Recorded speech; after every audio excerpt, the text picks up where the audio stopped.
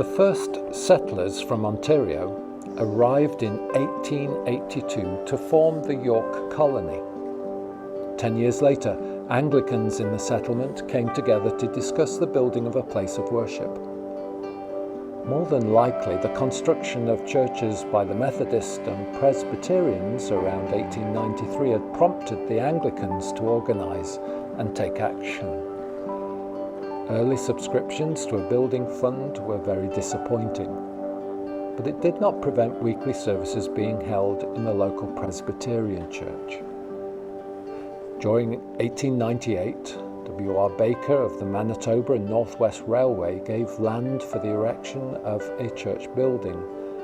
The following year, a church was erected. A parish hall was built in 1908. A 24-foot addition was made to the west front of the church in 1910. That same year, the parish became self-supporting.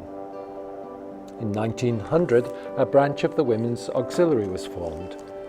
By the time the church was opened, a surplus choir was already organised, enabling the services of Matins and Holy Communion to be fully choral. A branch of the Mothers' Union was established in 1923. During the 1920s, an oil company approached the vestry about selling the church property. In 1928, the offer was accepted and parts of the building were moved to 2nd Avenue and Darlington Street.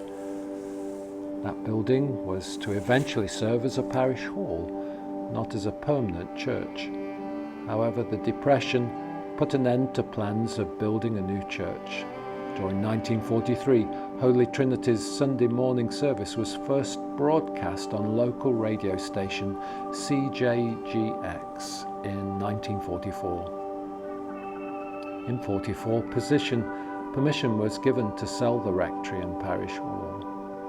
And 4 years later, a new hall was built. A small chapel was built, as well in the East Hall Annex. During 1987, a major structural problem with the roof of the church was discovered, and a decision was made to build the long-promised permanent church instead of renovating the structure again. The older church was demolished and a new church erected in 1989, and a columbarium outside was added in 2002. From 2008 to 2016, the Pele Deanery Canon Missioners looked after Yorkton along with other Anglican congregations in the northeastern area of the diocese. And today, a locally ordained priest, Luan Hiraku, and Archdeacon Kim Sherwin, providing leadership for a team of ministers being developed in that community.